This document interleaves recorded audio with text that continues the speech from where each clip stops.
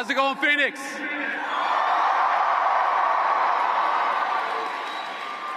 It's so good to be here with you all on this amazing day to close out an amazing AmFest 2025.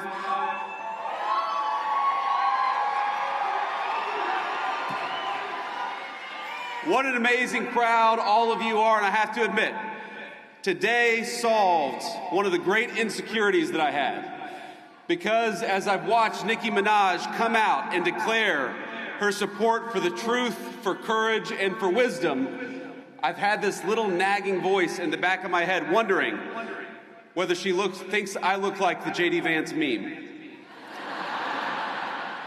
And it turns out, and I confirmed when she walked down the steps, Nicki Minaj actually knows what I really look like, and that is the best tribute that I could possibly imagine.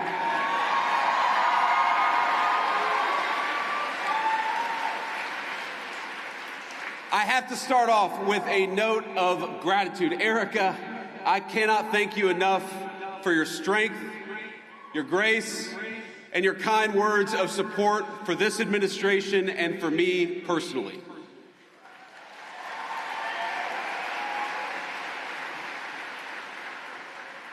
You lead an incredible movement at Turning Point, and I will fight alongside you and President Trump and every patriot in this room to defend the country that we so dearly love.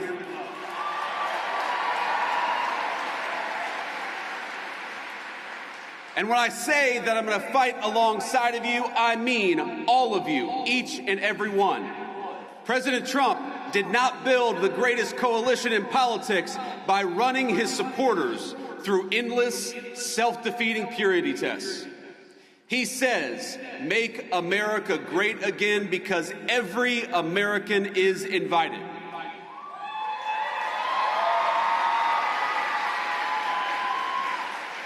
We don't care if you're white or black, rich or poor, young or old, rural or urban, controversial or a little bit boring, or somewhere in between.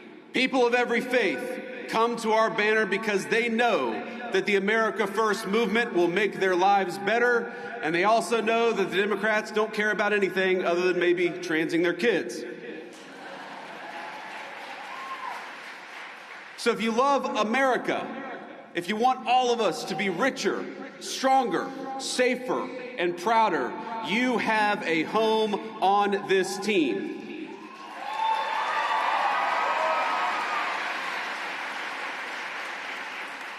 I didn't bring a list of conservatives to denounce or to deplatform, and I don't really care if some people out there, I'm sure we'll have the fake news media, denounce me after this speech. But let me just say, the best way to honor Charlie is that none of us here should be doing something after Charlie's death that he himself refused to do in life. He invited all of us here.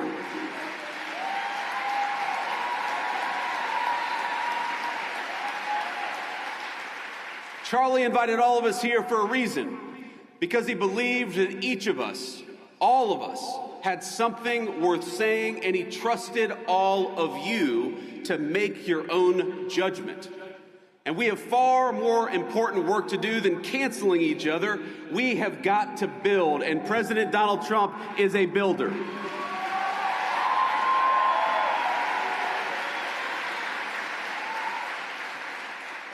We're building a better country right now, and you have a rightful place in the success of your nation and the success of this movement. And we build by adding, by growing, not by tearing down.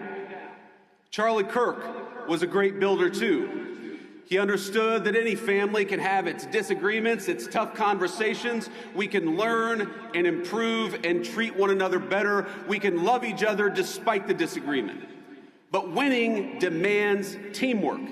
And I am honored to be on Turning Point's team. I'm honored to be on your team, and I will stay that way.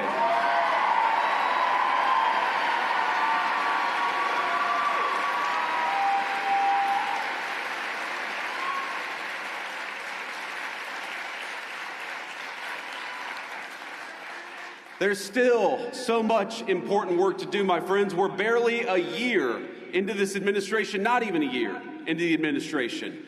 But I'm so proud of the accomplishments of the president and the entire administration. In just a year, we ended Joe Biden and Kamala Harris's border crisis.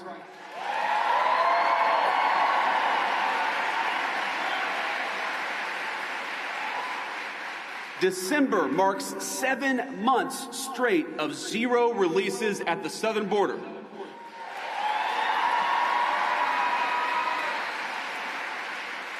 More than 2.5 million illegal immigrants have left the United States, the first time in over 50 years that we have had negative net migration, and it's just the start. When you restore sanity at the border, it shows up everywhere else. Rent prices are dropping 4 months in a row, and more native-born Americans are working than ever before. Kamala Harris opened the border and destroyed the economy. The Trump administration gave you net negative migration and much more job creation.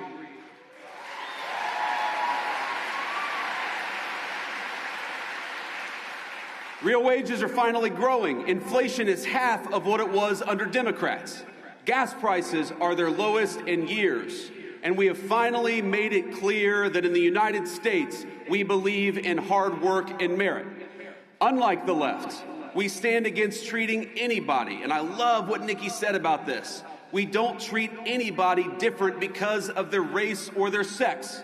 So we have relegated DEI to the dustbin of history, which is exactly where it belongs.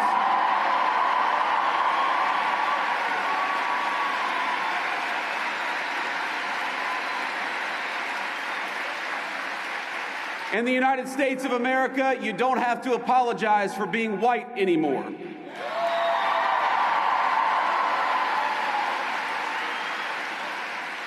And if you're an Asian, you don't have to talk around your skin color when you're applying for college, because we judge people based on who they are, not on ethnicity and things they can't control.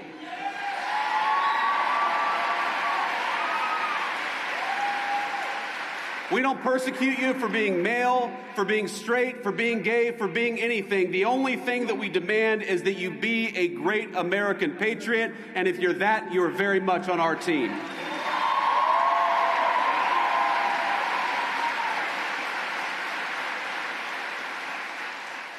Just consider the contrast. Kamala Harris used the government to censor you.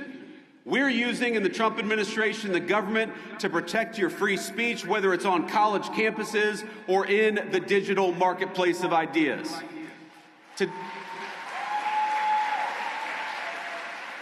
Today, our military is welcoming patriots instead of firing them for refusing to accept an unlawful vaccine mandate.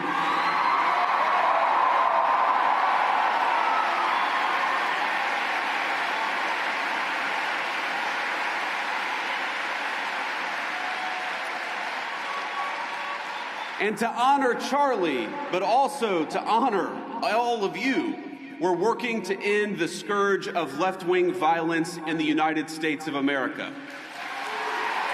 We're going after the far-left crime networks, but we're also going after the monsters that fund them. We don't just want to go after the Antifa member who threw a brick at an ICE agent. We want to know who bought the brick, and we're going to prosecute them too.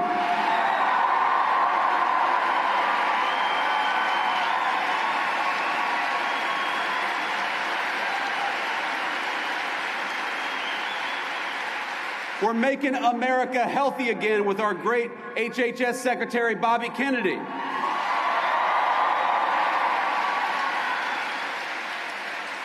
We're bringing drug prices down and purging our food supply of the poison that had built up over a generation.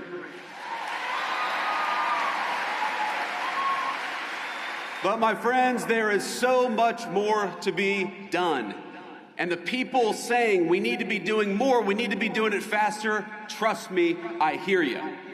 Greatness awaits every single one of you in the America First movement we are building together, but we need your help to get there. Do you want more prosecutions? Great. So do we. Donald Trump and I have a list of better judges and prosecutors to enact swifter justice. So join us in the fight against the stupid Senate rules to stand in their way.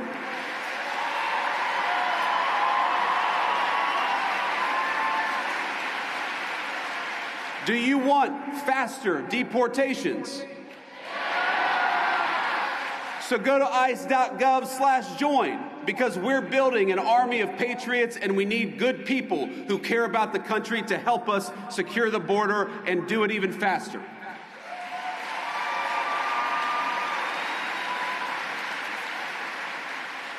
Do you want rents to keep dropping and wages to keep rising as they have over the last few months?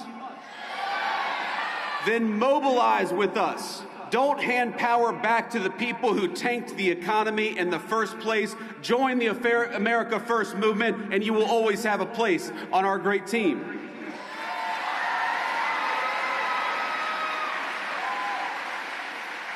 Next month will be the official one-year anniversary of the Trump administration, and I am damn proud of our record so far.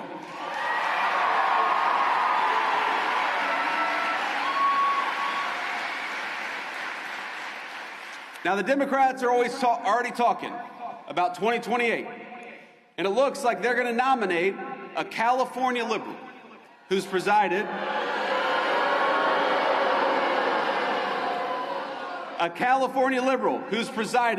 over rolling blackouts, open borders, and unchecked violent gangs. They're just trying to settle on whether it's going to be Gavin Newsom or Kamala Harris. And in the meantime, what are the Democrats offering you in the meantime? I got to say, ladies and gentlemen, they are not sending their best. Omar Fateh was Ilhan Omar's candidate for mayor of Mogadishu. Minneapolis. Little Freudian slip there. The candidate for Senate in Maine for the Democrats calls me a Nazi, which is rich coming from a guy who literally has a Nazi tattoo on his chest.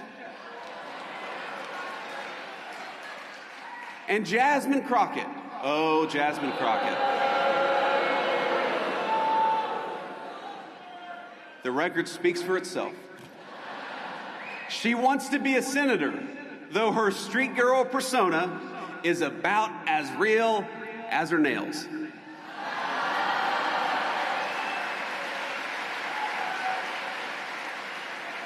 But ask yourself, what do all of these people have in common? And the unfortunate answer is they are puppets. They don't actually matter. They are cogs in a machine that wants to make you poorer, that wants to make you less powerful, and wants to make you less safe in the country your ancestors built.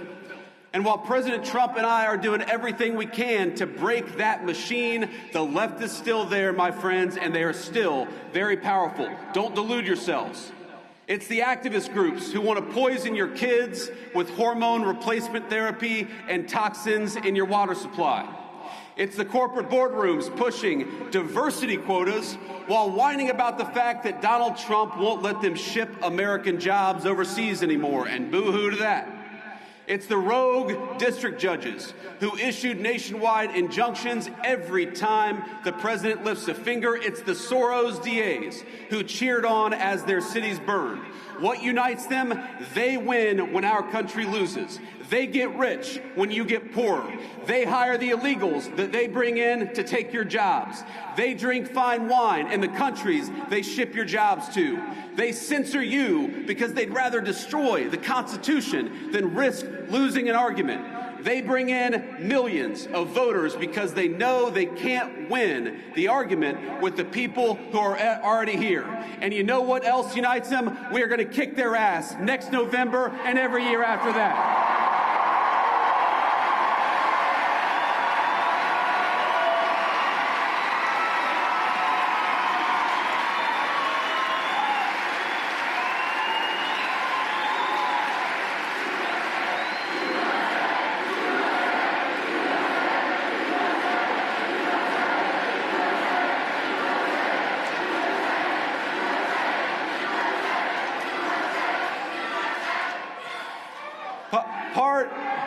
Part of the American dream is the idea that we're all, every single one of us, on the same team. We're all part of the same American family.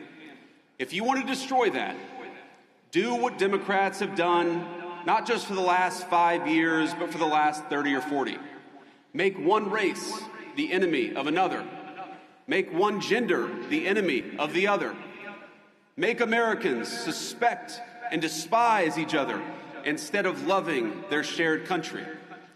When I think about some of the most impassioned debates happening in our country, the nature of citizenship, of what it means to be an American, it all speaks to an obvious truth.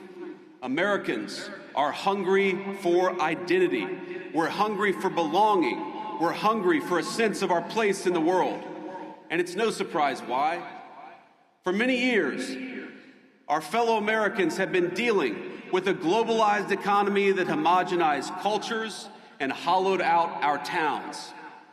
Academics and activists pushing race and gender politics down everyone's throat 24/7. Big tech overlords using their internet platforms to censor stories that challenge the dominant far-left narrative in our country. More than any time I can recount, people are talking about American identity and figuring out what it is that unites us. But I want to say something here. The only thing that is truly served as an anchor of the United States of America is that we have been, and by the grace of God, we always will be, a Christian nation.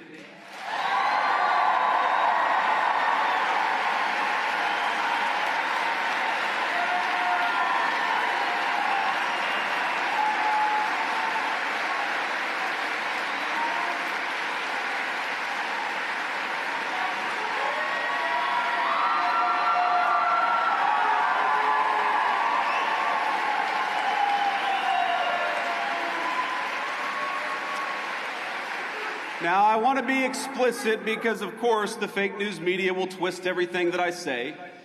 I'm not saying... Do you feel about them the same way I do? I'm not saying you have to be a Christian to be an American. I'm saying something simpler and truer.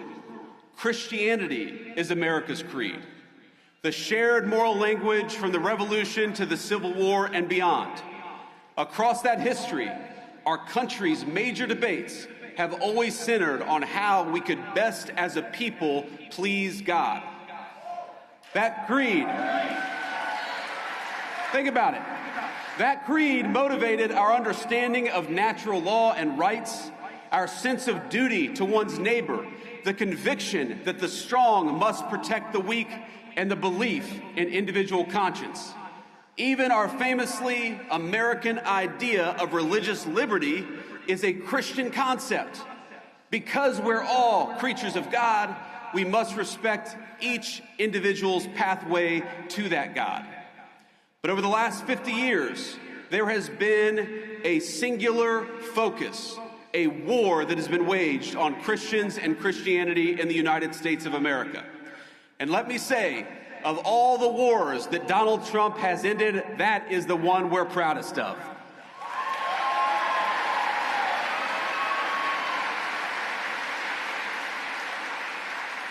For decades, the left has labored to push Christianity out of national life. They've kicked it out of the schools, out of the workplace, out of the fundamental parts of the public square. Freedom of religion transformed into freedom from religion. And in a public square devoid of God, we got a vacuum. And the ideas that filled that void preyed on the very worst of human nature rather than uplifting it. They told us not that we were children of God, but children of this or that identity group. They replaced God's beautiful design for the family that men and women could rely on and turn to one another, with the idea that men could turn into women so long as they brought the right bunch of pills from Big Pharma. They had all the religious fervor of a zealous convert without any of the grace or forgiveness of a true Christian.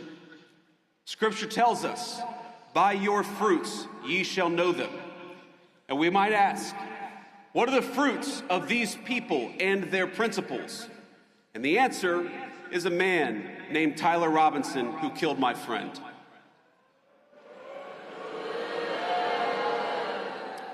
Think about it. He has everything that the far left want from our young men. He rejected the conservatism and the spirituality, the values of a small town family. He moved into a small apartment. He became addicted to porn. He became addicted to hate. And he ended up sleeping with somebody who doesn't know whether they're a man or a woman. That is the nightmare scenario, but that is the scenario that the left has actively advertised they want for American families. And the young men in the audience in particular. That is exactly why we have to fight them. Because the fruits of true Christianity are men like Charlie Kirk.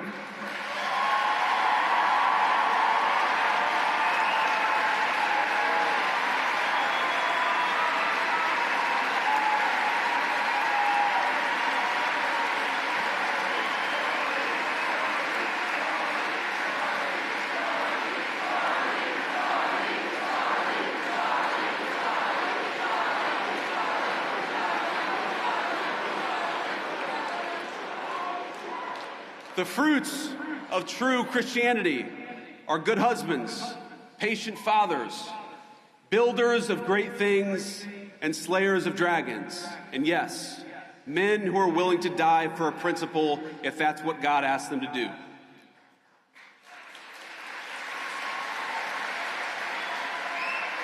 Because so many of us recognize that it is better to die a patriot than live a coward.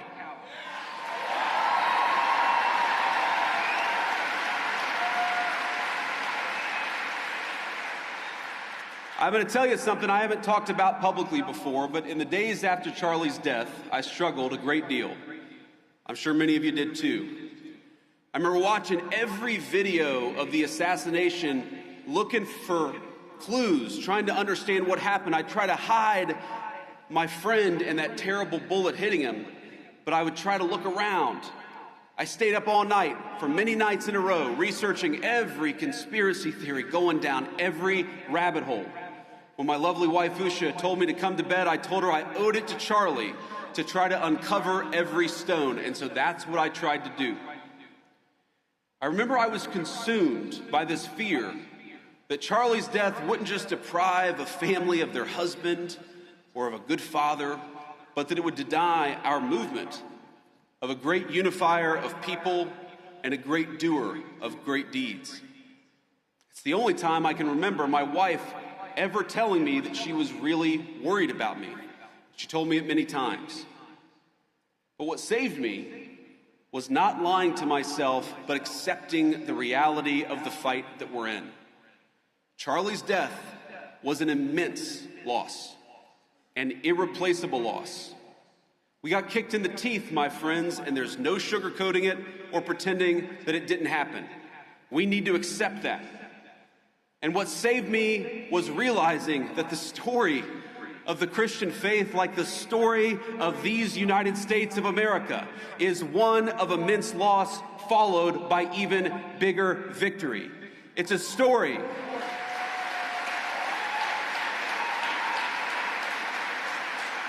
It's a story of very dark nights followed by very bright dawns. What saved me was remembering the inherent goodness of God and that His grace overflows when we least expect it. Not long ago, I spent time at a Christian men's ministry just a couple of weeks ago. And here's what they do. They take men who struggle with addiction or homelessness and they help them get back on their feet. They feed them, they clothe them, they give them shelter and financial advice. They live out the very best part of Christ's commission. Now afterwards, I had lunch with 4 of these men. It was a couple of white guys, a Hispanic guy, and a black man. They had all struggled in their unique ways. Some had lost contact with their family, some of them for a very long time. Others were desperate to rebuild relationships with their kids so that they could see them on Christmas. But all of them were back on their feet. And what saved them? It wasn't racial commonality or grievance. It wasn't some philosophical jargon. It wasn't a DEI prep course, and it wasn't a welfare check. It was the fact that a carpenter died 2,000 years ago and changed the world in the process.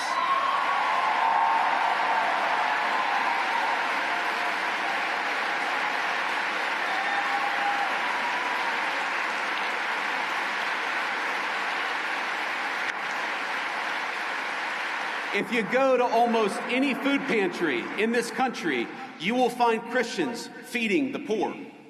If you go to addicts whose families won't even speak to them, like my mom was at a certain point of her life, it's often the Christian ministries that stay with them at their very lowest moments. You'll find Christians sitting patiently beside hospice beds and in recovery rooms and in all the places of the world where people have given up on other people. And this is the moral truth we strive to center in our work in the Trump administration and in this great movement of ours. A true Christian politics, it cannot just be about the protection of the unborn or the promotion of the family, as important as those things absolutely are. It must be at the heart of our full understanding of government. Why do we penalize corporations that ship American jobs overseas? Because we believe in the inherent dignity of human work and every person who works a good job in this country. Why have we worked, without the help of Congress, to restrict H-1B visas, for example? Because we believe it is wrong for companies to bypass American labor just to go for cheaper options in the third world.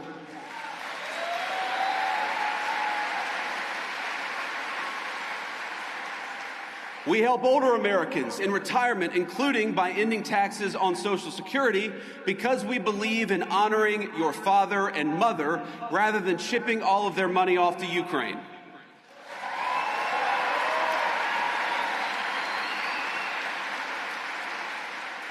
We believe in taking care of the poor, which is why we have Medicaid, so that the least among us can afford their prescriptions or to take their kids to see a doctor. And it's why we are outraged at the injustice of Tim Walz allowing Somalian immigrants to defraud that program to the tune of billions of dollars. It ought to go to Americans, because that's who it's there for.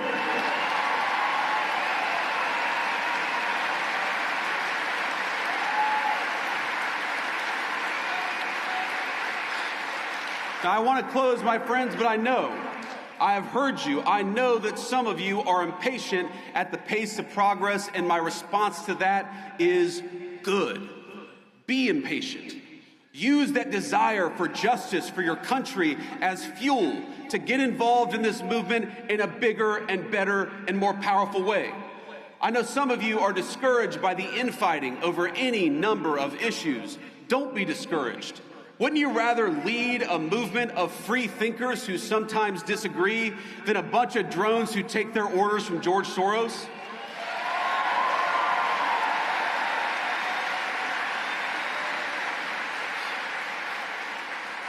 And I know many of you miss our dear friend Charlie Kirk. So do I. I miss his optimism. I miss his energy. I miss the phone calls where we'd strategize about how to get this or that GOP congressman to get off their ass and do something. But most of all, I miss Charlie's wisdom. I miss his reminder that politics is not a dress rehearsal or a game. We are making decisions that will save our country and give the American people a shot at their dreams again. If you miss Charlie Kirk, do you promise to fight what he died for?